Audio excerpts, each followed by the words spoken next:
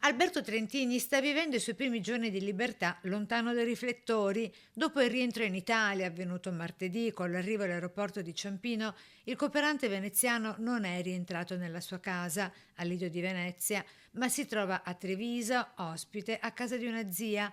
Una scelta dettata dalla necessità di riposo e raccoglimento dopo i 423 giorni di detenzione in Venezuela, conclusasi con la liberazione insieme a Mario Burlò.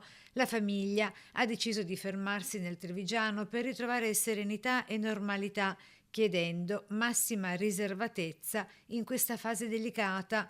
Sul fronte istituzionale, il Presidente della Repubblica, Sergio Mattarella, ha già contattato telefonicamente la madre di Trentini, esprimendo vicinanza e partecipazione per il ritorno del figlio, con la data per un incontro ufficiale tra il cooperante e il capo dello Stato che parrebbe verrà fissata a breve.